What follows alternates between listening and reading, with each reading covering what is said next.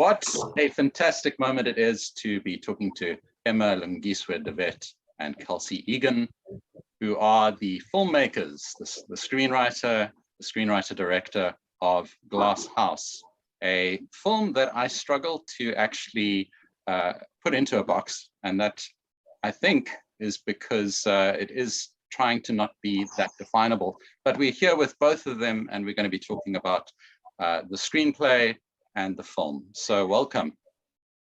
Thank you. Very happy to be Hi. here. Thank you so much for having us. Sorry, I'm just quickly making myself a cup of tea. Absolutely. Every conversation. So this is really an accurate window into our experience of making this film, or writing it anyway. Did you actually do quite a lot of correspondence and stuff via Zoom? Oh, every day. Emma is my work wife. She was my lockdown partner on Zoom. I wrote the film on my balcony on Zoom with her every day. Okay. So it was at least 8 hours, at least 8 hours on Minimum. Zoom together every minimum. So yeah, and then us running to make tea and coffee on the call together because we wouldn't bother getting off. So this is like a window. My partner basically describes this as kind of a default polyamorous relationship because Kelsey's kind of like the third housemate, even though she doesn't live with me. It's just her voice is always echoing through the corridors. I'm loud.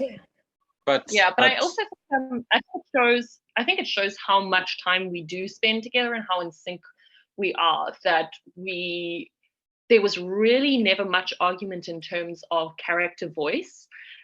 So how we wrote this is we outline together and then we alternate scenes and then we'll go through each other's work together and bring it together and sort of make it cohesive. But we both write with the same character voice. I think I think we are very lucky and this partnership works as well as it does because we have very similar sensibilities in terms of writing style, in terms of the sorts of films that we love. And we were very lucky that in terms of our vision for this world, we both saw and felt it so clearly. And I think that's kind of why it came out as it was such a smooth birth. Like this, we both said this, we'd never had such an easy writing experience together, that the film seemed to come together for almost fully formed. Yeah, the film seemed to want to be made. But I think there's also, when you write in a team, you end up sort of like your voice sort of adapts and you find a holistic voice, like your individual voice sort of shifts and adapts and starts mirroring one another. But and sometimes that process takes some time. But with Emma and I, it was like I wrote my first odd scene, she wrote her first even scene, and it was like it was just glue immediately. The tone matched instantly, and it was like, holy shit. Okay, well, this is going to be fun. Yeah, it's nice to get into that synergistic, if it's a word, partnership where you are able to anticipate one another's ideas and thoughts, and just to kind of have like a common denominator throughout that process. And also, It's probably quite useful not being physically in the same sort of within striking distance of one another for the more heated discussions. Yeah, I mean, there definitely are heated discussions as well. I think, and I think this is one of the key things to a writing partnership is to be able to argue well. And often it would be a case of, I want this line, Kelsey wants this line. We fight and we fight and we fight. And we fight like cats. And we're like, okay, neither line is right. What is the better alternative? And so we would then always find a solution that was an alternative to what either of us had originally wanted.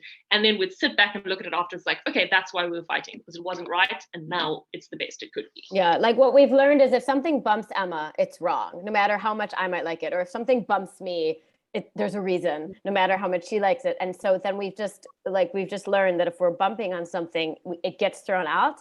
And we keep at it until it bumps neither of us. And it does up-level the product as a whole. I mean, we're very, very lucky, and it enables us to deliver, normally a first draft script is a bit of a mess. And it's going to take a lot of polishing and a lot of work. And that first draft script was like, we were like laughing hysterically as we finished it because we we basically realized we had written a shooting script in the first draft, and that doesn't ever happen. And that wasn't to say we didn't realize, like while shooting in edit, that there was things we needed to change and cut and recraft. That's always the case, but it was certainly the strongest first draft script I've ever written, thanks to working with Emma. And talking about this sort of process of going through the writing and kind of testing each other's ideas, can you tell us a little bit about the story concept and how it evolved? I mean, it's a very it reminded me of a few films, but it's got a very unique story, and I just was quite curious in terms of also the pandemic with the shred coming through. Coincidental. Yeah, really coincidental. So it's not coincidental that it's a dystopian film, because that's very much the headspace Kelsey and I were both in at the end of 2019 when we started generating ideas. We both had some massive professional disappointments. I had a very beloved show, fall apart right before it aired. Kelsey had finance fall through on an incredible sci-fi film she's been working to get made for a while. So we came to this thinking like, okay, we need to write our way out of this hole, and we need to make something to give us a reason to live again.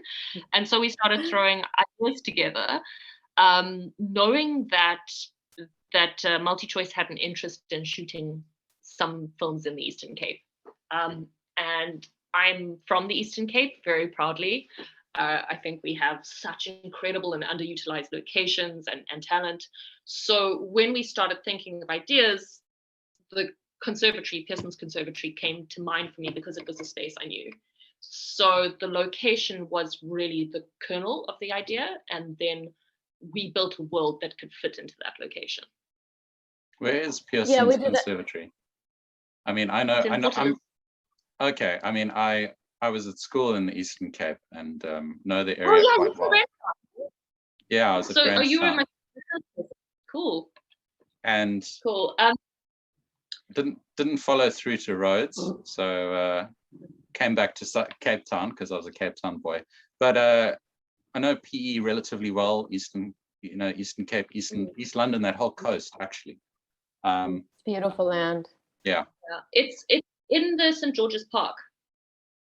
Okay, where I've been, but I obviously didn't go deep enough into the park. If you don't go deep enough in. Yeah, if you don't go, it's there, you can miss it. And to be honest, it's now become a fairly unsalubrious part of town. So during our childhood, it probably would have been quite decaying. It was about 10 years ago, I think, that they did a renovation on it, and it's sort of got a new lease now. But it was very much a moldering relic, as I remember it. So that was really the start. Was it easy to, sorry to kind of jump around a bit, but was it quite easy to get, did you have to get like permits and I was terrified about this, because we basically, it was such a baller move to be like, we're going to write the script and then we'll get permission afterwards. Oh, it was so irresponsible. Yeah. It's like what you learn, like if you go to film school, I didn't, which is why I break rules. No, I'm kidding. But if you never do it. You never write something for location you don't even know if you can get. I mean, it's idiotic, but we did it. I suppose you probably thought just fix it in post. We could. Yeah. Well, we were just praying. If we had to build something or use another space, the production value would have just been a completely different story. No, I was pretty confident that we'd be able to get permission because my mom is an archival librarian, so I'm very much in with the museum people. The library underground. I was like, I know I'm going to be able to. It's a cult. Okay. But special book you have to pull out of the shelf just to get access to that place. Exactly. She knows all the codes. No, but when I realized it's not actually a museum, it's not run by museums, in which case I was like, this will be no problem. It's run by the municipality.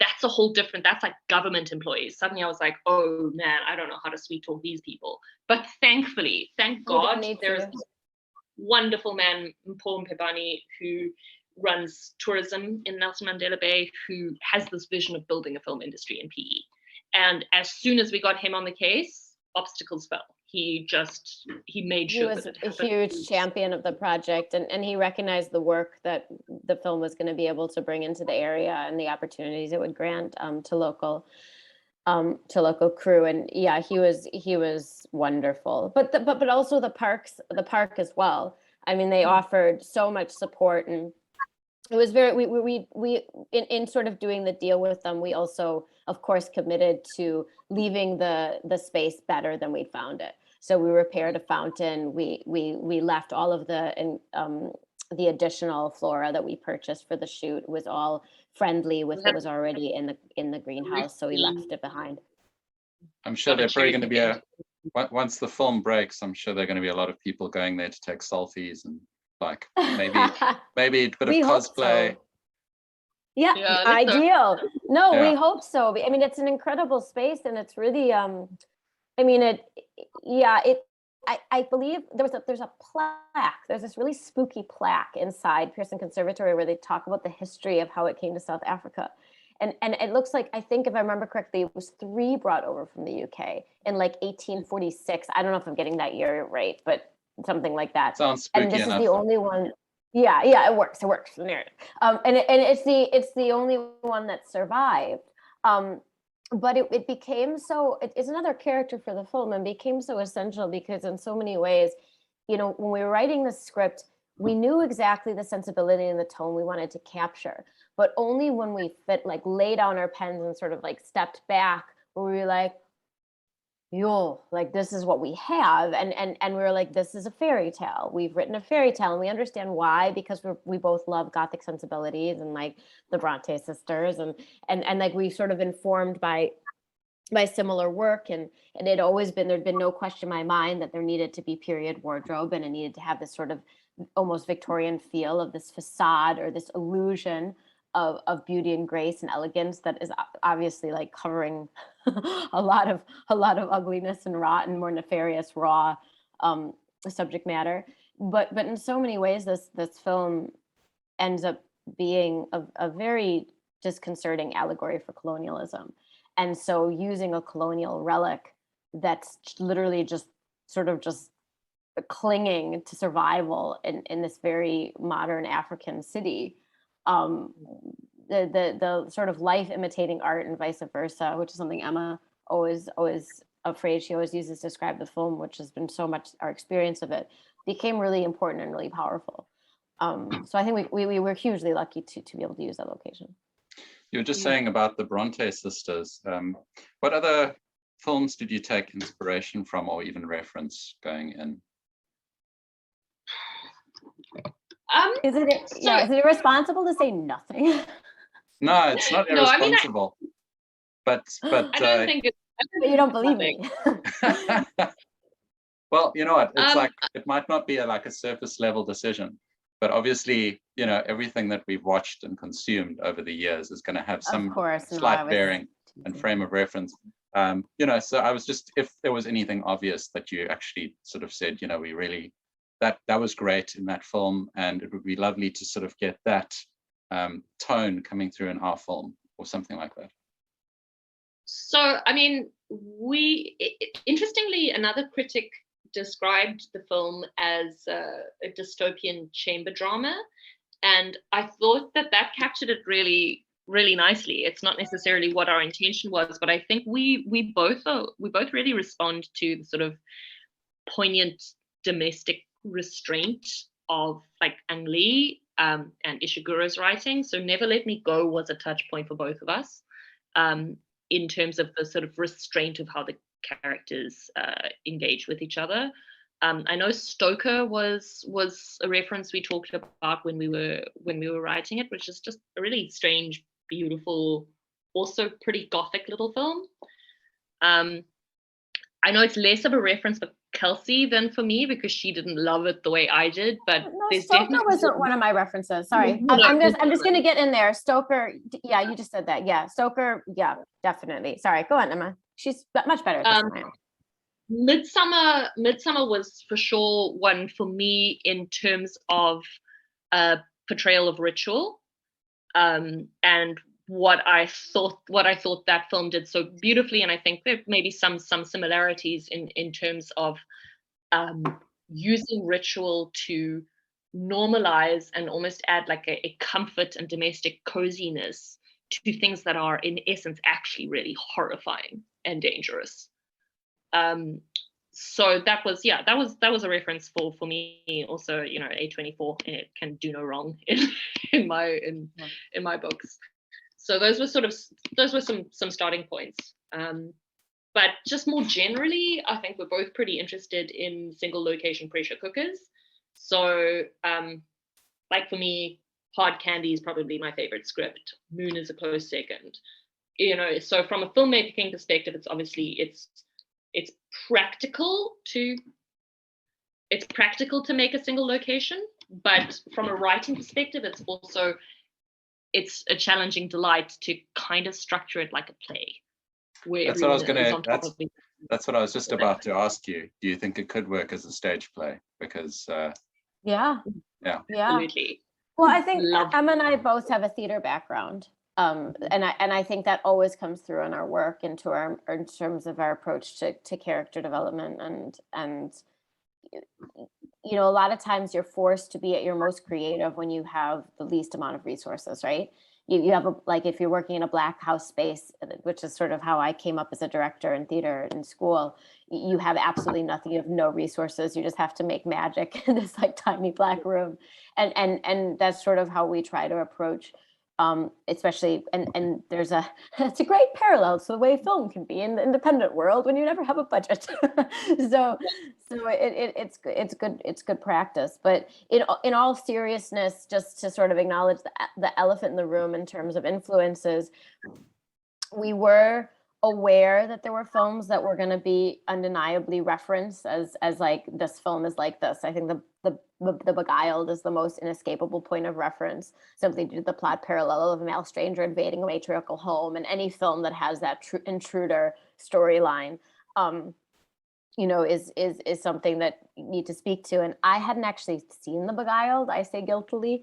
When we were writing the script, I only watched it as preparation for production to make sure that we weren't doing the same thing. And then I watched and I was like, oh, because then I realized why everyone was going to draw parallels.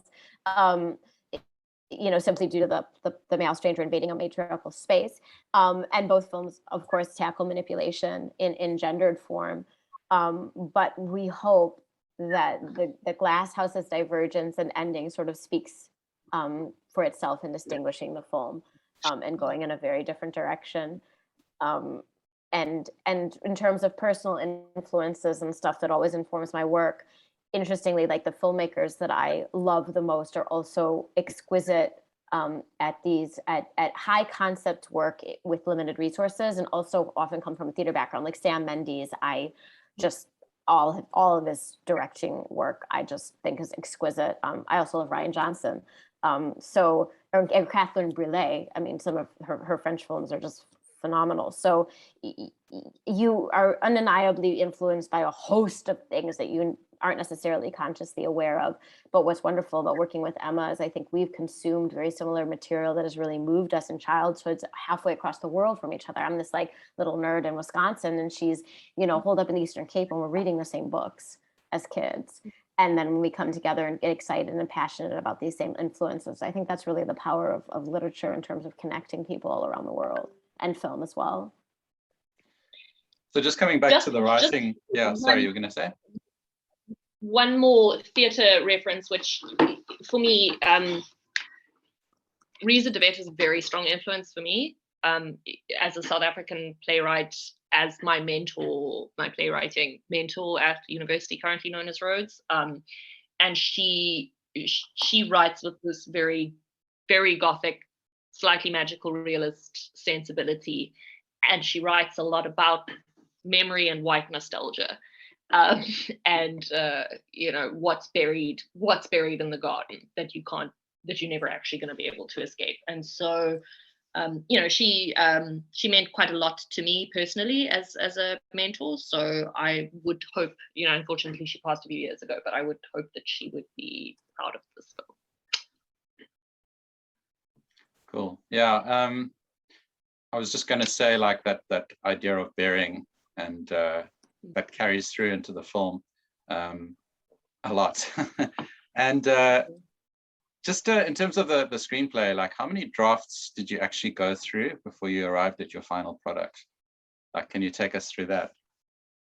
Well, I'm going to let Emma answer this, but first I'm going to preface it by saying that normally what it should be for any feature film to enter production should be a minimum of 6 drafts.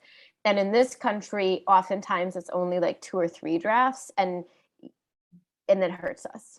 It hurts us. Whereas Hollywood films, it minimum 6 drafts, often 8 to 12, as they fire writers and replace them. But all with the project at heart, right? Yeah. So it's so what we're about to say is not exemplifying the way things should be done. So Kelsey and I are both very structure oriented, and we will not start writing until we have a very solid skeleton in place. So we knew exactly what the film required before we started writing it. So there were no surprises in storytelling or structure. That said, our first draft was accepted as production ready by MultiChoice, which is incredibly rare, and we feel very lucky. I'm not sure you could really call it a first draft, though, because there was so much script editing of each other's work involved in the process as we went, because we were double braining it. But it was a unique experience in terms of how intuitively the story came together. But it was unique, but I don't want anyone to think it's a miracle or mirage either. What made that possible was the prep. So and in greenlighting the slate, MultiChoice actually asked us, when they gave us the go ahead. I'd been lucky enough to write on trackers and had this really wonderful experience writing on trackers with my 2 South African with the 2 South African writers as well. And we had, this wonderful process in the writer's room. And then we went off and we pitched this to the producers, and they weren't sure if it was going to work. And we were like, no, trust us, we can deliver this material much faster and much stronger. Give us a chance to try it this way. And what we did is we structured it for each episode of Trackers. We alternated being the head writer, and the head writer would write 2 acts, and each other writer would write 1 act, and then we'd switch clockwise, and we'd each edit each other's acts. So by the time it came back to the head writer, you'd had 2 edits on every single act in addition to the original draft, and then put it all together. So by the time we delivered it to the UK showrunner for a final polish and the producers for notes and whatnot, you'd actually had 3 different brains do passes on the material. And Mnet was like, wow, this really works in terms of up-leveling what can be done in this tighter time span. Let's try it with a slate of feature films. So Emma and I dove in, and our other co-writer, Fred, we dove in and approached it in that same way. So everything was like completely conceptualized. Then we did a script treatment. Then we did a scene breakdown. So we knew exactly what story beats and narrative arc every scene had to contain. To get us from point A to point B for the overall narrative. So by the time we were actually writing the scenes, we always knew where we were going every step of the way. And it makes a phenomenal difference in terms of how efficiently you can write and deliver the promise of the premise. Yeah, it's good to be on the same page, have a clear vision. And then also, like you said, I mean, it wasn't technically a first draft because it had been through so much checking the whole way through. Yeah. Us fighting. Fighting very, very productively. Yeah. And I think we're also very lucky to have Greg Buckle, the producer on this, was involved from the get-go. And so when Kelsey and I were fighting, there was always Greg as a tiebreaker. So you always need 3. The power of 3. There's a reason for it. And Greg has such a brilliant commercial mind in terms of knowing what works and doesn't for story, and also execution, that his input from the very beginning. Like, I mean, really the takeaway is like to be able to work with broadcaster and producer all from the get-go in terms of looking at making a product that everyone feels the most confident in, both artistically, creatively, but also from a commercial point of view, is crucial. It's like that collaboration of every stage, from beginning is so key, especially in the current landscape with film, where it's so difficult to get things made and so difficult to sell things. We sort of have this like surplus of content that isn't very good, and gems get lost in a way. So yeah, it was really great to have the whole team. There was like definitely a sense of calm in the chaos, and I just wanted to know how that sort of translated in terms of the tone of the film. It's got a very like controlled feel in terms of delivery of lines, and just trying to sort of conserve energy in a way, or something. Yeah, was that like a screenwriting choice, or was that some more of a directorial kind of tonal thing? Well, I mean, I think it's quite difficult to separate the two as choices, because the thing is, obviously Kelsey's taste as a director influences how she writes as a writer, and with me being the associate producer on this as well, like, and being involved in a lot of execution decisions as well, I think choices of screenplay and directing were like always going to be linked. In terms of the calm and the chaos, I really like that you pointed that out, because I think that's one of the things I love most about folk horror, is that a really horrifying and violent reality can be made to feel very normalized through the way you establish those rituals. Like, they are killing people on the borders of their property, but it's just housekeeping. It's taking so out the trash. normalized as and so there is a sense of calm. Also, I think we both love the Gothic, but Gothic can lean towards melodrama if you don't contain yourself. And so there was always this sense of, definitely as we were editing our writing as we went, of like, is this too much? Is this hysterical? Is this melodrama? Are we pushing it too far? And erring on the side of restraint and trusting that the performers would give the depth that it required without us needing to overwrite or push too far. Yeah, you got that right, definitely. I mean, like, there are some films that sort of overextend that or overplay that and turns into unintentional comedy.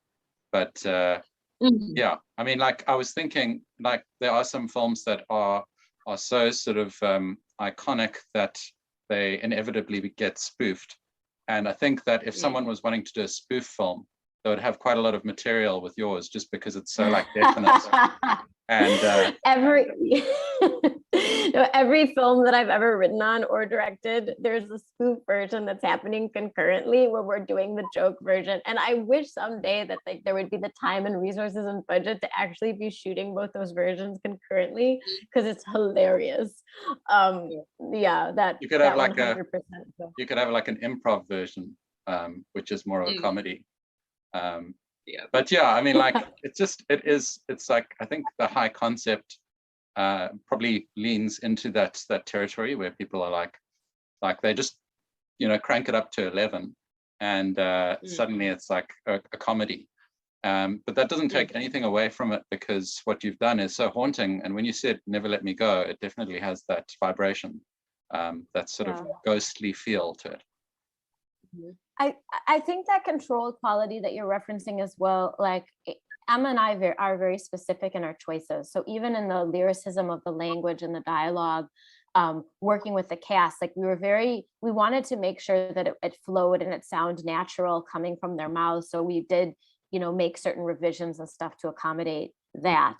But a lot of the choices were very, very specific in terms of capturing a certain feel and style of language, and that all informed this sort of fairy tale feel, and almost like timeless, unplaceable feel, which was really important to us. But directorially, I think at the end of the day, for any to capture or tell any story, being specific is key, and having a very specific vision for how you want to realize it. And I think every step of the way, every department got behind that in understanding the importance of that, and really coming to the party in their own way. And that was that's such a gift, but was an incredible thing to see, because everyone read the script and just got it and got what it needed to be. And then every department just delivered. And it was, that was so exciting to watch the world that had been in our imagination that was so clear come to life so exquisitely. you're just talking about a lyricism, and I wanted to ask you about the songs that take place. They're like sort of folk songs. Were those always going to be there? So lucky. We got so lucky. I can wax on metaphoric about this. So our composer's name is Patrick, and Patrick and I met in Tribeca, like, I don't know, a decade ago now. No, when did we meet? In 2013. So maybe not a full decade, but years ago. And we kind of clicked right away. And I didn't know at that time that he was a prodigy, but I figured it out very quickly thereafter, after I stalked his website and was like, oh my God, this guy is just insanely gifted. And leading up to, and we'd wanted to have an opportunity to work together, and it just hadn't presented. And then Glasshouse came along, and I was like, this is it. This is when we're gonna work together. And I contacted him, and I mean, our budget was very, very tight. So I was worried he might not be able to do it. But he, from the very beginning of when I called him and shared the script with him, he was like, I'm in, I'll make it happen. And what we did is I put together a whole like playlist of tracks that moved me and influences and things that I felt were right for the film on Spotify. And I sent him my Spotify playlist, and he was in the process of moving and sort of drove cross country listening to this playlist. And then from that point of reference, he just nailed it every step of the way and over delivered. Like just from that sort of shared playlist, and he passed some references back and forth from other soundtracks as well. And then we had this common language that we shared, and he just fed into that and nailed it from that point forward, and got some really gifted, phenomenal live string recordings for us for the score that just raised the bar so much. But I'm so excited about the score, and I truly believe that Patrick's is like the next James Horner, and that we're so lucky to have been able to work together on this. So I hope you guys liked it too, because it would be a bit awkward if you didn't. But yeah, I'm obsessed with the score. Yeah, it's yeah, you Emma. No, we really are so fortunate to actually have been able to have a composer, because the thing is, on this budget, I think what you're seeing in terms of this production value is a decade's worth of favors banked, and of goodwill, and of people coming in and doing this because they love the story, and doing this because, you know, they are willing to do solids to us because they love Kelsey, or because I know them, or, you know, this is very much not the film that we would have made on the budget without that. And I'm very grateful that we've been able to do that, but there is also this danger of people then looking at this and thinking, okay, this is what can be done on X budget in South Africa. Yeah, thanks for saying that, Emma. It's relying on people working unsustainable hours at unsustainable rates. It's a labor of love, but not every film can be a labor of love, you know, or you don't have a sustainable career. So that is something that we need to balance as filmmakers. Yeah, and I think it's, sorry, go ahead. No, I was just going to say, unless you can get them to do it all over again somehow. I don't know how much favor you've banked over the years, but you know. No, it's terrifying. No, we think about that all the time, because you start feeling really bad, because you're like, I don't want to keep taking advantage of people's goodwill. Yeah. Right. Yeah. And the talent in this country and the passion in this country is actually completely humbling and inspiring, and people love what they do so much. Like we will continue to break ourselves because we're so excited to get to do what we love, because that in itself is a gift, right? But you know, I think, Emma, I'm really glad you brought this up, because, for example, the only reason Patrick was able to do this, he did not earn money doing this, you know, like the budget, the minimal budget we had went to covering the time of the live string recordings and space. And even some of that was favors, right? And they could afford to do that because they're earning actual money on commercial work, or commercials, like TVCs. And then, you know, our art department, what Carrie was able to pull off, Carrie's a genius for one, but also he's leveraging his whole bank of favors from working on massive service productions of studio projects that come in and shoot here that are very well resourced and very well budgeted from US studio production budgets, right?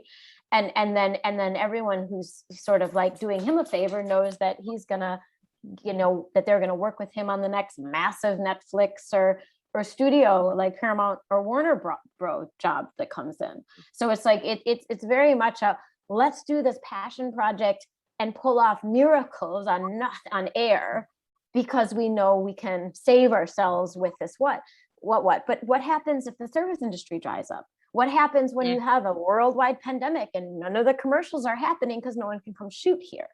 These are real problems. And one of the things that we're trying to do with this slate, and we're so grateful for MultiChoice for seeing this vision and getting behind us and letting us run wild on this. And I firmly believe this, and I'm feel very strongly about it and very passionate about it, is that we as South African filmmakers, we know how to deliver for the global market. We've been servicing international productions for years, but we need to be attracting international finance to up-level our production value and really support everyone making a living here on our own work. And that work needs to travel. So the whole point of doing a grounded sci-fi slate was to create work with global relevance that was globally relatable, that had South African elements that were identifiable and exciting for local audiences, but also that were accessible and relatable for international viewers, and sell globally, be something that could be nothing will ever be easy in the film world, but be a viable commercial prospect for an international buyer. And even down to bringing in an international cast member. Like, you can laugh and say, like, that's so crazy to have to bring. Why would you bring in an international cast member on a small, tiny local film? Like, why would you do that? And it's literally to raise the profile of our local South African actors in the eyes of international distributors, because if they see them acting opposite someone that they're starting to be a rising star and gain traction overseas, that raises their value in the eyes of buyers. So it was very much a commercial play, but at the same time, in being fair to the local talent, Jess put herself on tape to compete with all the tapes we received in South Africa. That was not a role we offered to her. She earned it. And she also was very, very generous she knew what our budget was, and everything was pari passu with the other cast. So favored nations equal in terms of compensation. So, and that was from her coming from a completely different economy, means that she actually in theory earns less, right? So that was a sort of a gift she gave to the production. But all with her understanding of the shared vision of up-leveling South African content in the eyes of international buyers, in the hopes that we can attract greater budgets, more finance in the future, again, to be feeding people more effectively here.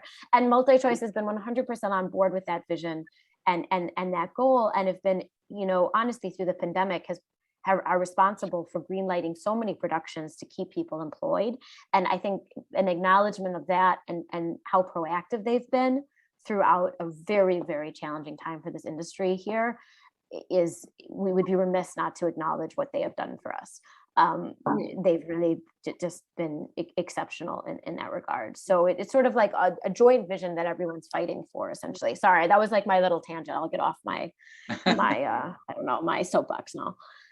Yeah, look, I think what you said, all of that is completely valid. It's a lure to basically to sort of show that this can be done, and it can be done so well, and that it can be done on a world-class level. And yeah, I think that's the value that you're basically trading with, because these people, when they believe in your vision and want to actually see the fruition of it, then they are going to do what they can, and also be able to leverage it when they next kind of showcase stuff, because it's such a quality product. So yeah, I think you did amazingly there, and hopefully it doesn't get to that point where people are like, okay, can you do the same for us? We would like this on the factory conveyor belt, please. And we need 3 films, and we're going to give you the budget for 1. Yeah.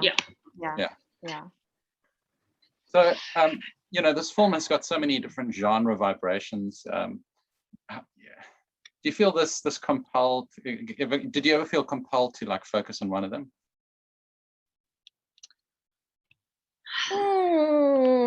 We wanted to make sure, it was very, very important to us that the reveals over the course of the film, and the Easter eggs and the red herrings and all of the little clues, had the maximum disconcerting impact for the viewer. So I think we never lost sight that we wanted the psychological thriller component to come through, and that unease and the tension and that sense of unease was very important. Just we wanted the pacing of the film to be taut and gripping throughout, and that is very, very challenging with any intimate claustrophobic film that relies very much on the sort of conversation interaction of a small cast of characters, because you always have that sort of theater black box feel, right? And you don't want to be dialogue heavy, God forbid, because you'll kill your pacing. So I think that balance was something we were really cognizant of, and something that we worked really, really hard of, not just in the writing, but very much in production and then in post, to make sure we got that balance right, down to having a wonderful test screening audience who watched a initial cut of the film and told us all the places they were like, we asked very pointed questions like, when did you figure this out? When did you know this? What was your theory here?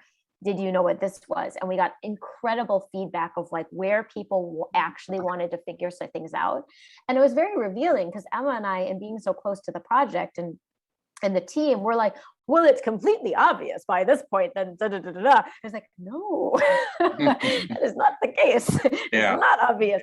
So that was really, really helpful, because, obviously everyone, a film, in the consumption of film is such a subjective experience, and everyone has an opinion. But if you have enough viewers, you'll eventually get the common threads. And we got enough common threads of like, well, actually, I only figured this out here. I really would have loved to know this here, that that helped us, I think, end up with the product that we have. And I think that you have to be open to other people's opinions when you're making a movie. It takes a village. you have to listen to what your audience is saying to a degree, and being able to go through that test process was essential. Yeah, it's just I think when you're the writer and you've been so close to the project, sometimes it's actually difficult to sort of separate things, because what you've got in your head kind of explains everything that fills in the gaps between what's missing on the page or in the actual film. And sometimes Totally. you know, but they don't, and you don't know that they know.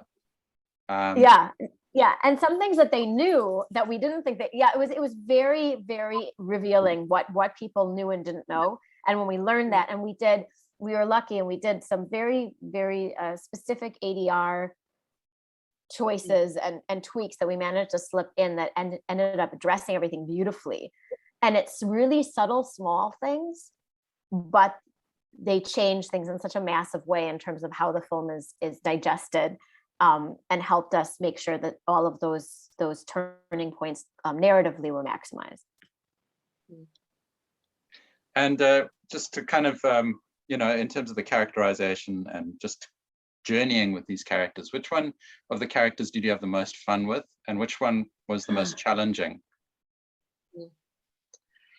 So there's this wonderful tool in Final Draft that allows you to do a script report, and that breaks down how many words, like how much dialogue each character has. And apart from poor Gabe, who gets very little dialogue, it was pretty evenly distributed. And so I'm quite proud of that we managed to write a fairly balanced ensemble piece.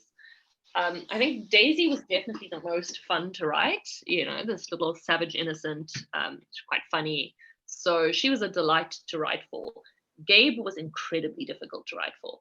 And this is, I guess, the difference between when you're writing a novel and you have total control of the character and how they're represented, and when you're writing something and thinking like, oh fuck, I'm gonna have to cast this. And we were terrified as we were writing Gabe, because if you get that performance wrong, it's a damaging caricature. And it's, there's so much to be respectful and responsible about in terms of representing a disability that is in some ways very real. It's based on dementia, but in other ways is really an imagined condition that we're writing. And I think one of your questions was like, what would you do differently if you could go back and write it again? And for me, the answer to that would be to write more boldly for Gabe, knowing that we could cast the wonderful Brent Vermeulen, who is so phenomenal and such a sensitive and wise beyond his years actor that I thought gave, if I'd known that we could trust the actor to that degree, I think we may have written more for Gabe. Yeah, it did make me think of Paul Dano in Little Miss Sunshine. And you actually do need someone that is maybe even the most talented of the ensemble to actually handle a performance like that, where everything is just intimated in the minutiae of that performance, the small expressions, the sort of even just using your eyes. 100%. Yeah. So I mean, our whole cast was phenomenal, but I can't speak more highly for the cast, and every single character had its own unique challenges and a lot of conversation and dialogue on how best to convey these characters and honor them, and the subtleties of showing where the cracks in memory came in, and what really drives them was discussed and rehearsed. But I agree with Emma that if we could do it again, it would be to carve out even more space for Gabe more effectively, just because we were terrified of getting that wrong, and we were terrified of doing a disservice to that character. And when we saw his casting, I mean, Brent is such a talent. Like, he's such a special person, and he's very much an empath, really. And there were times where people were behind the monitor like crying in response to his performance, and I really hope that the power of what he brought to that character reads I mean, I think it does exquisitely, but I mean, he deserved, like, frankly, every single character deserves more screen time than they get, just by virtue of it needing to be a contained, tight, 94-minute piece. And one of the most challenging parts of the process was knowing we had to cut stuff and deciding what to cut to serve the story as a whole, because it's heartbreaking losing like exceptional performances to service like a greater vision or commercial vehicle, right? But yeah, what Brent brought to Gabe and what he did there, I mean, I know what some of my favorite scenes are in the film, and he's magical. That person, he's a magical creature. That is an actor I want to keep for the rest of my life, honestly. Yeah. Just what role. I firmly believe, and I don't know, like, maybe I shouldn't say this, but Brent is so humble and so modest. He has no idea, but I think he is already taking South Africa by storm. He's very, very special and very talented. When you were writing and kind of dreaming up this grand vision, did anything not quite translate to screen as well as you had hoped or envisaged? Great question. Fucking missed. You needed more smoke machines. We didn't have the budget. We only had like 2 or 3 days. 3 days. I think it was like Greg was like, you have 3 days. But we begged for those 3 days. From the beginning, from the outline, not even script stage, there was the line in there, ringed in mist, and Greg said, this is gonna cost us? No. I'm saying no now. And we fought. PE is not known as the Windy City for nothing. So a mist machine blew away our mist. And a drone shot. Yeah, that was painful. And then like the 3 days we had mist, it was so important to like actually shoot it, and we were running around frantically. It's not enough time trying to make the mist waft in the right direction. Then we did a shit show. Yeah.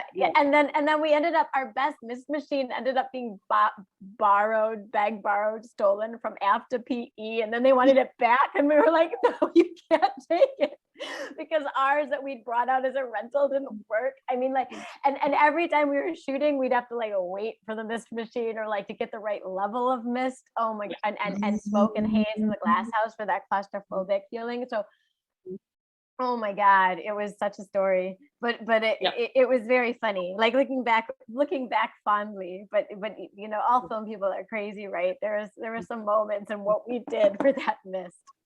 But even it was such a trope for the film that even when we started our WhatsApp group between Emma, Greg, and I for like all of the constant like, oh my god, this used to happen, the like the banner, what is it, the title or the log line for the WhatsApp group is #missed, because it was like this the symbolic of like what, like trying to make a miracle happen with such scant resources for this film. I suppose you didn't want to resort to having someone like blowing something in front of the lens, just to sort of create that. I mean, we were so desperate at times. I mean, we would have tried it. We got a lot more missed than we technically should have, through a great amount of effort from everyone's side, and we were very grateful. But you know what? And that's to say, like, we had missed sponsor, like it was sponsored, and it was still unaffordable. Like, Probably importing dry ice from wherever you could find. But so it's cheap to write a line like, mist rings the glass house, or they sew up his open thigh wound. The practicality of actually making that look beautiful.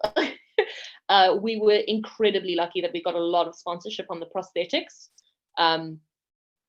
from Cosmesis, because otherwise the level of prosthetic work we had would have been unachievable. People like viewers, like audiences don't. I think that's also just coming back to like how much people gave to this project and supported this project. Like, you think like a thigh wound's no big deal, but it's not, if that's not done with a certain amount of craftsmanship and incredible amount of skill, it looks terrible. And Annie, our makeup HOD, is just super, super talented and worked really closely with Clinton in prep, and they did a considerable amount of prep to deliver on the wounds and the scarring and the stitching. And then all our actresses had to learn how to stitch, fake skin with surgical thread. I mean, it was, everything takes time. What other sort of boot camp things did you put your actors through? Besides like sitting around the fire and stitching fake skin, because that was quite something. I don't know. I had Anya and Hilton running outside sometimes. That gun was heavy. The rifle and how to hold the gun. One of the wide shots in the tree is actually me holding the gun and the torch, and we were like running out of time at the end. And this is the last shoot day. We had B camera thanks to AFTA, running around getting some last footage we needed with Emma in the tree. It was very funny. That's me in the tree, and that gun was damn heavy. Like, it's really hard. We put our cast through it, but the biggest monster was the bonnets. They were so good about that. It's impossible to breathe in them. They mist up almost immediately, which means you have a very short shooting window, and then you have to get them off. And this is with Carrie having designed them to avoid that problem, because he flagged that problem from the beginning when I brought him the design concept that I wanted. The director wants this, and then he's like, well, you're going to run into this problem. Let me design them in such a way to avoid this problem as much as possible. I was like, oh, thanks so much, Carrie. And it's like, good thing we knew this was coming, because oh my word. To be fair to Carrie, some of the modifications you made to make them prettier were what caused them to mist. Looks matter, Emma. Maybe what you were trying to achieve was just trying to create more mist in the process. Thank you. That's exactly what it was. No, and one of my favorite shots in the film is actually Bee in her bonnet with it, like you see the condensation dripping. And that claustrophobia and the intimacy of that, and her breath on the plastic, and I loved that. So I mean, it really did work for the aesthetic of the film, but the practical logistics of it was hilarious. And it basically got down to like be a military operation from the first day we shot in the bonnets, which was like chaos. And as realizing what that was actually going to be like, down to like the last week of the shoot, where the actresses were like, okay, cool, we're going to be shooting in 1 minute. And they knew they would only start putting on the bonnets in the last possible second, and they knew exactly how long it was going to take them, and wardrobe did as well. And then they'd be breathing through this, like they were using where the tube attaches as an air hole until the moment they were actively performing in the scene. And it was like a military operation to maximize the performance time in those bonnets. It was very, very funny. Just going back to the mist. I actually think it works fine. I mean, you're trying to create even more mist. in a number of ways, and probably trying to be very creative, as you know, these are the kind of problems that people like David Lynch also experience. Like if rain suddenly hits the streets and he needs to explain it away. And I remember the one famous thing he did was just have two guys playing with a hose in the background to explain why they're like puddles everywhere. So yeah, I mean, The Mist. I don't think it had any real like, I think it kind of worked. I mean, I watched Midsummer, and I think that's what made me think of it even more, is because everything's drenched in daylight a lot of the time. Even though it is like seems like more of an overcast kind of thing, there's that tone that you're going for in terms of the calm and the chaos, but that's also translated in terms of, we're not trying to make this scary. Like, it is scary, I mean, it's gross and stuff, but it's happening right now, and it's just normal. It's very normalized. It's in clear daylight, this is happening. So I kind of thought that it actually worked fine without the additional list. Yeah. You didn't think it was a missed opportunity? Yeah. Oh God. Wow, I think you need to rename your WhatsApp group. Hashtag missed opportunity. Yeah, you could even probably start selling it. I mean, like, I'm sure there are other people that have had missed issues. In fact, if we had the budget to make T-shirts for the film, that would have been on the back. Oblivion is bliss, missed opportunity. Yeah.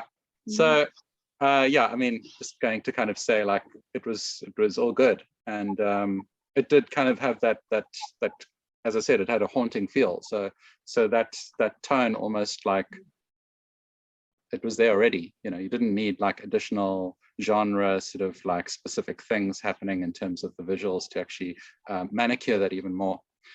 So did you stick quite closely to the script during the shooting, and was there quite a bit of rewriting that happened on the day? I remember you actually just touched on that a little bit earlier.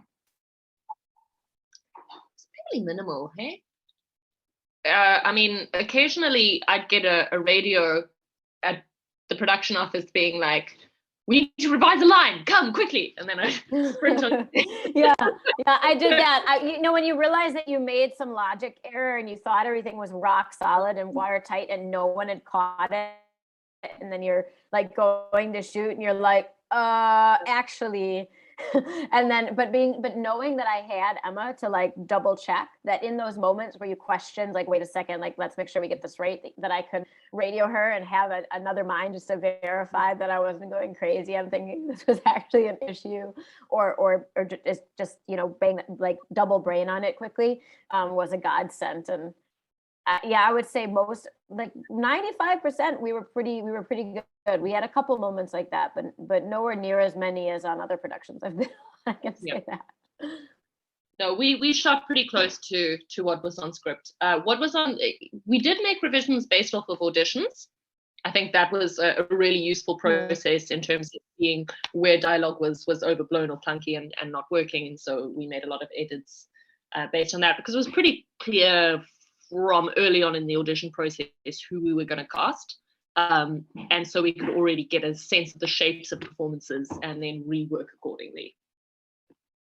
You know, I noticed there are quite a few, it's so layered, this film, and we're going to kind of get onto a question about that shortly, but the themes, I mean, you know, from what I picked up after watching it once, you know, it feels as though there's a commentary on gender politics, sexual urges, and even a greater overarching spirituality to it. Can you tell us a little bit about what you were wrestling with in that process? Well, I mean, there are several. I could be off base. I'm just saying it as the. We have some really, really obvious biblical references that were entirely intentional. I'm making fun of us. And there's a scene in the film where the stranger and Evie are having a conversation where the dialogue is very suggestive that he might be the devil. And there's like quite biblical language, which we were like subliminally aware of, but it wasn't necessarily intentional, but actually works so well. So sometimes like you're you talk about influences and being influenced by everything you've seen and everything you're exposed to, and sort of like this collective conscious of all of the experiences that you've had and things you've read. And I think sometimes we were doing things and we're like aware of it, but didn't really weren't hyper aware of it until someone said like, oh my gosh, this is super biblical, or oh my gosh, this is super spiritual. And we're like, yeah, it is. Yeah. but it hadn't been something like from the get-go that we set out to do. So I mean, I think that your question earlier about the extent to which we set out to stick to genre tropes and where we blurred them, and the gender question, to me are linked, because I think that we were trying to do a little bit of gender flip on the dystopian landscape that we are so used to seeing. To me, I mean, I love dystopian sci-fi, but I also find it quite wearying and triggering to watch a lot of the time. I feel like, in worlds like Mad Max or The Road or even like Clockwork Orange, there's an anxiety I watch with where I'm like, okay, here's a female character. How long is it until she's going to be raped?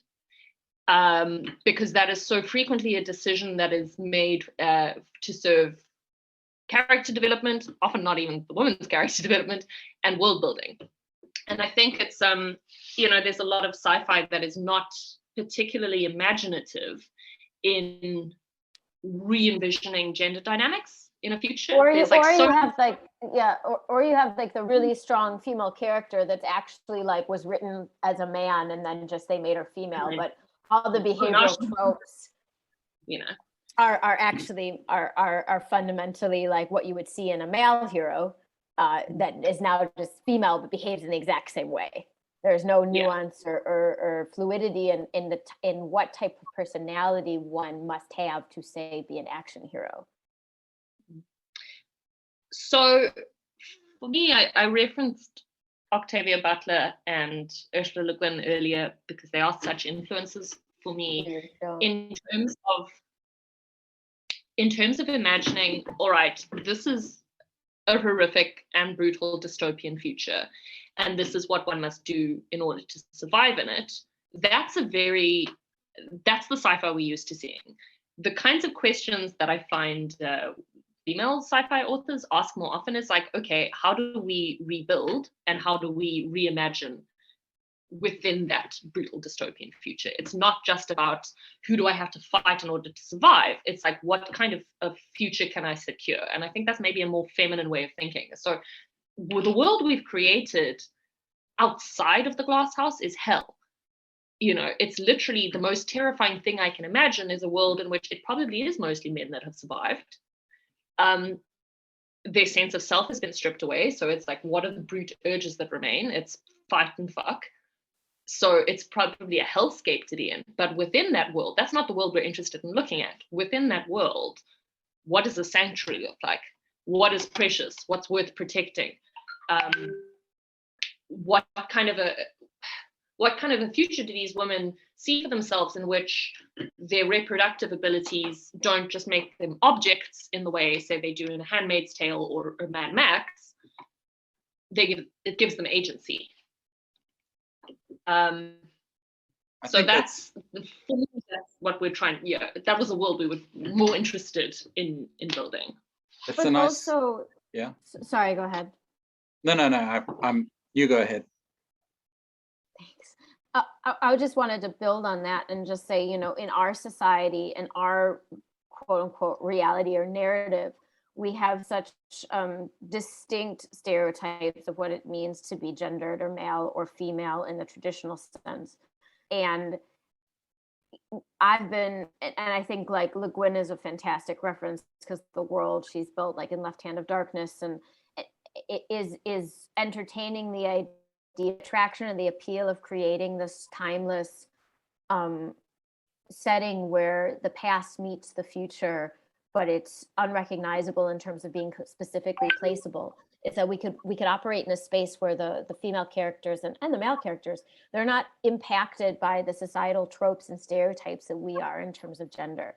So our female characters aren't inhibited by any perceived taboo or gender stereotype of what it is to be a good woman or female or not. And we really loved being able to approach their desire and sexuality from this really raw, honest, unbridled, sincere place where they operate on instinct and they don't feel censored by societal tropes or perceived norms. All they know is their family dynamic and what they have built as what life is in the Glasshouse. And that was really, really liberating, because I think there's there's a very, I mean, I experience this every day. I think, Emma, we've had tons of conversations like this, but there's very strong messages from society about what one is supposed to be when one is a certain thing or looks a certain way.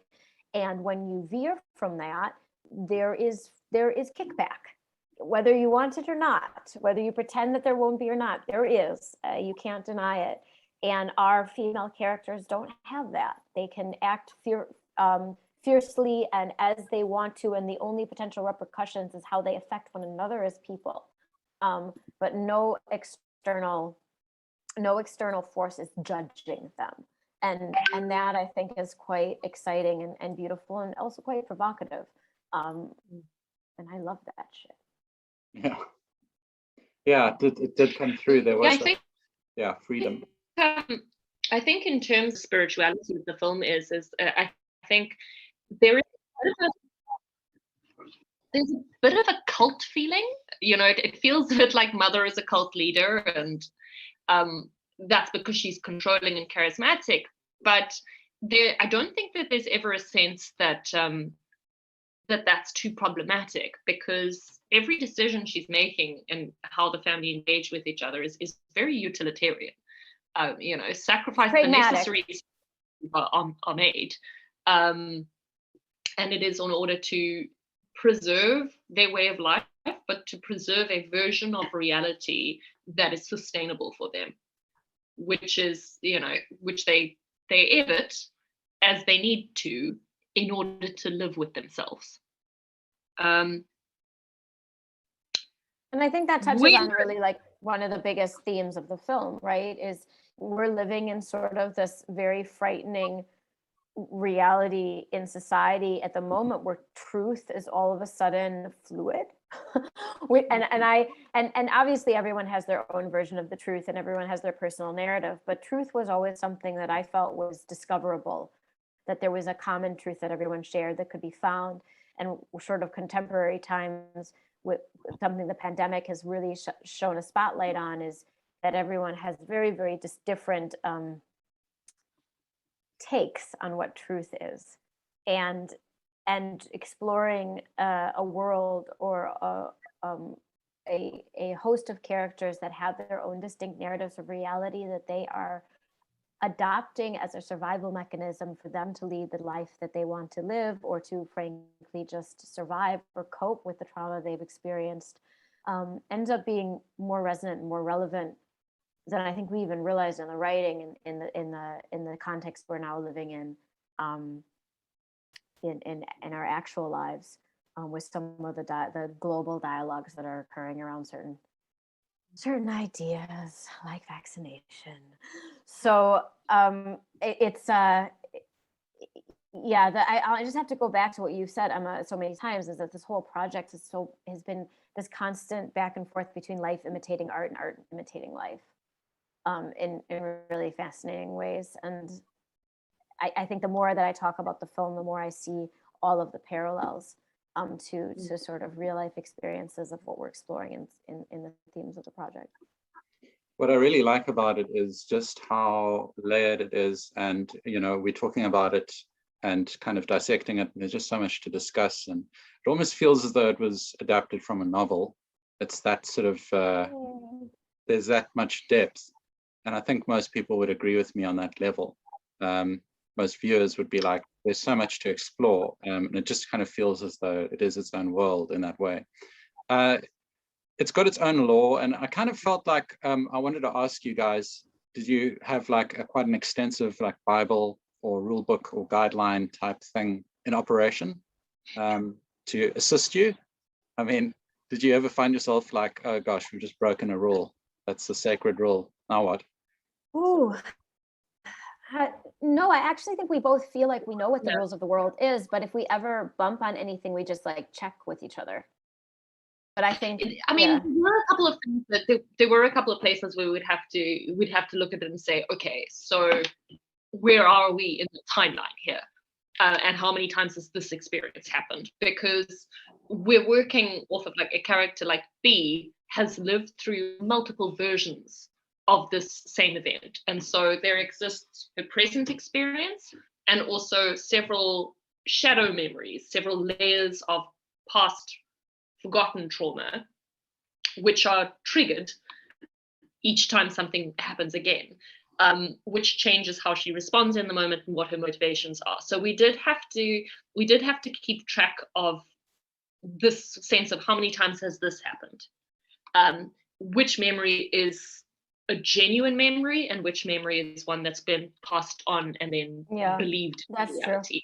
True. Yeah, we had a very distinct, like, I think, layers of like, okay, is this actual reality or is this a shadow memory that was laid over as what she desired to be real versus what actually happened.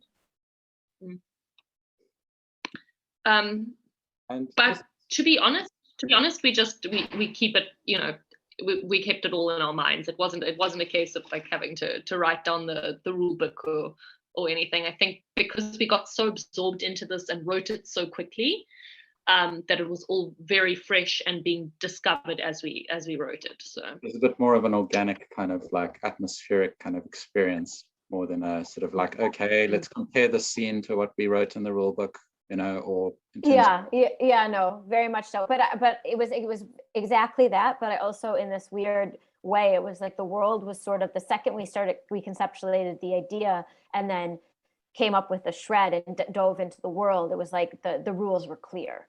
It was almost like they already existed, and we were like, of course this is what it is, which happens sometimes when you're really lucky. It also works in terms of just creating an enigma, because you didn't like overproduce or over explain anything to the point that people were like, okay, we get it, stop knocking us over the head or anything. I'm so glad you feel that way. Yeah, I think that was done with great restraint.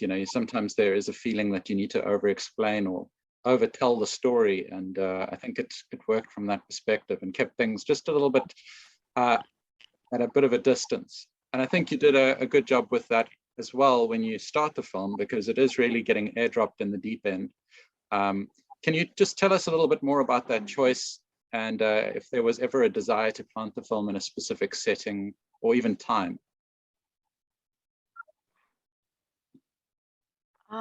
We always wanted the film to be completely timeless intentionally, and that goes back to the allegory of colonialism to a great extent, because colonialism has impacted the entire world in really, really fundamental, often very disconcerting ways that you don't really think about, but it's problematic. And the more unplaceable we could keep the setting, the more we felt that it would appeal to viewers everywhere as being relatable, but also recognizable. And we also wanted to show how easily, frankly, we were able to do that with the talents of our cast and crew. I mean, every single character was doing a neutral English dialect. Jess had to be less British. All of our South African cast put on a vanilla English, a very neutral accent. And it was something from the beginning, that we wanted that timeless, unplaceable feel.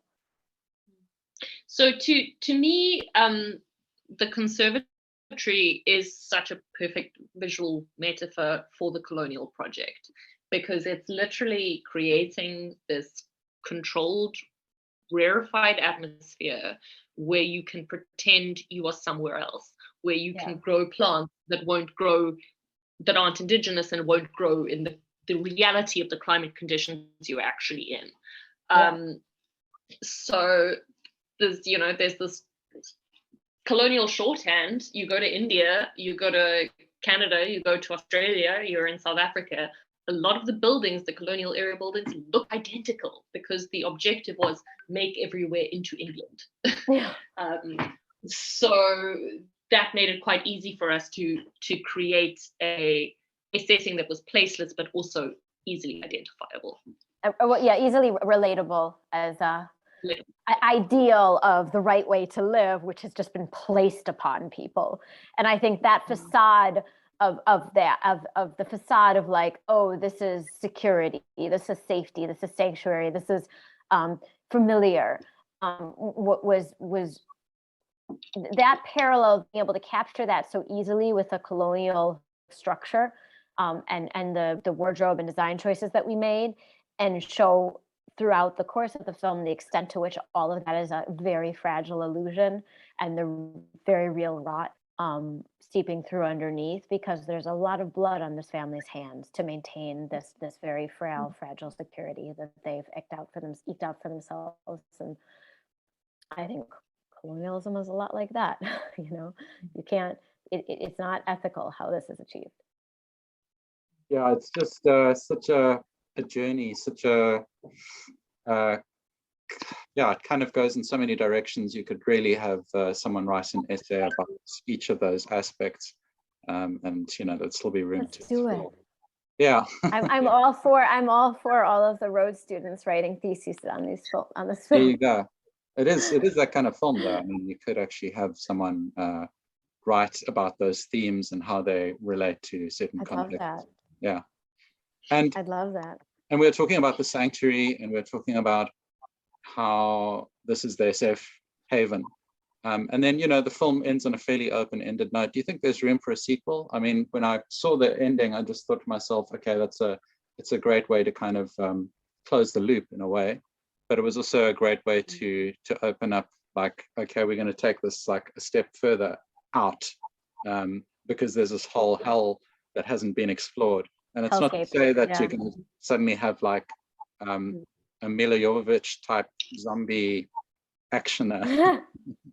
But anything's possible with the right budget. Yeah. I mean, they do shoot Resident Evil and Monster Hunter here. Like South Africa is we are the prime destination for high budget dystopian content for a reason. Definitely. There's, all of these characters are characters that would be a joy to work with more, and the world that was built. I think there was, even when we did the test screening, the audience was like, well, we want to see more of the world. We want to see more of the world. And we were like, we would love to show you more of the world. We would love to do that. I think also as a writer, you always are sort of trying to plant an ending that can leave things open to explore the world more. And I would be very excited.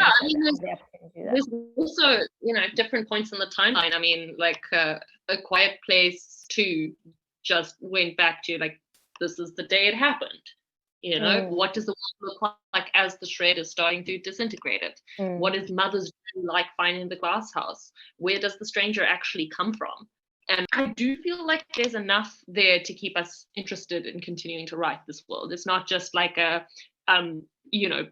smart commercial move to leave it open. It's like, I do feel like there's a lot of this world that we could still look into and find fascinating stories in. While I was watching it, I was kind of thinking it would have been nice to have had some like cutaways in a way to sort of just show that there's something out there. But then it kind of also works at the same time, because it could be explained away as like, this is all happening within someone's mind, or this is like a capsule of something that, is it even there? Like, does it even exist? No, 100%. We wanted the experience of viewing the film to align with the claustrophobia and what a small, isolated world the characters inhabited. Like, you always want things to feel as tangible as possible for the viewer in terms of the experience of the stories that are being told. And so that choice, while also, being a budget consideration, was very much so you feel how insular their own realities are. I mean, we have that expansive opening shot that sort of suggests, so you realize that the rest of the world is nowhere near this being this oasis that they inhabit, and how precious their oasis is to them in this world. But then once you're in it, it's like, this is all they have. This is all they've got. You know, their world does not extend beyond these borders, and sort of the desire of wanting to see more, I think, is honestly, again, a life imitating art or vice versa scenario, where it's like so many of us spent the last year and a half more trapped and more limited in our movements than we've ever been in our lives. But a lot of people do, in fact, live a life where their existence is defined by very concrete borders that they don't pass for whatever economic or life circumstance reasons. And that desire of wanting to see more and not being able to, it's a bit of a wake-up call, because that's the reality of I would say, the majority of the population on this planet. And I've never been more aware, more cognizant or thinking about the privilege of travel, or the privilege of crossing borders, or the privilege of being able to even drive out of your town whenever you want. And that these are not things to take for granted. And I think that's something that's dawning on people more and more in COVID times. But it's something that should have, we shouldn't have needed a pandemic to be aware of it. I think I'm always interested in which characters people relate to and who they have empathy for, because it was something we spoke to Hilton a lot about in his performance, of what his experience of the world outside would have been, and why this space that he stumbled on is so precious that it's completely understandable the lengths he will go to in order not to lose this family, because there is nothing else like it. But not, and if we had had more of a chance to be in that world outside of theirs, perhaps more people would have had more empathy for him as a character. I don't know. I don't know what your experience was. What related to? I mean, I just thought the timing of it all is just quite perfect in terms of just how it ties in. And, I remember people saying, don't make a movie about the pandemic. To sort of writers who would be jumping onto that. But this is cleverly leveraging that kind of claustrophobia and the kind of feelings that people have had going through this experience, but not being so on the nose that it feels like it was specifically inspired by it. And it's got so much more of a wealth of stuff going on that's not even the main thing. The shred is just like, it's what's kind of closing them in there. But it's not like this is about the shred specifically. It's also about the character. Yeah, no, totally. And I think honestly, that's because it wasn't so much of the concept. And when we were conceptualizing it was before we had any idea of the impact COVID-19 was going to have on the world. I mean, we came up with the idea in February. South Africa went to lockdown in late March. We were greenlit to go into development a week before lockdown. But the concept was already in place. The idea of memory was already in place. And that was incredibly personal to both Emma and I, the impact in which certain events have had on our lives and people we know who have struggled with memory loss or dementia, and also the awareness of how certain events in our lives have impacted us and how we've changed as people as a result, and whether or not those changes are even positive. You talk about experiencing trauma of like, oh, well, if you experience trauma at a really, really difficult time, it makes you stronger and you're a deeper, more well-developed person. And sure, but I think that almost it's a little naive not to recognize that trauma can also just really mess you up and be quite damaging and make it a lot harder to function on a day-to-day basis. And it almost does a disservice to everyone suffering from different traumas in their life to do that, the glossy of like, oh, well, you're so strong and so tough now, like you're a survivor. It's like, well, no, you're really just enduring a lot of the time. And if you had the ability to erase an experience and have it cease to exist as part of your life narrative, is that actually something that's a viable treatment or a viable solution to not change in a way that maybe is more detrimental to mental health or how you live your life daily? And these are things that Emma and I think about and have talked about a lot, that we would have explored in this film regardless of whether or not the pandemic existed. So then the pandemic became this whole other layer around it, but also sci-fi has been exploring this type of idea and doing this type of trope of being in a contained space and having an external threat come in and change everything. You know, not even sci-fi. I mean, that's been a fascinating character study that's used in theater and literature and films for years, right? So it's a parallel to the pandemic. I think we got pretty lucky with it. I think we got and it was our fear that it was like, ooh, is this gonna mean that people don't want content like this because they've been too insular already? But I actually think it's as you said, because it's not on the nose, people have related to it. So I think it's maybe resonated more than otherwise. So the film's currently screening at Fantasia. You know, I understand it's coming out, probably having an official release next year. Can you tell us a little bit about that? I think the official release is this year, actually. Okay. It's going, I believe it's going onto box office in October. Am I inventing that? I think everything is always subject to change, but at the moment the plan is something like that. Yeah. Cool. Okay.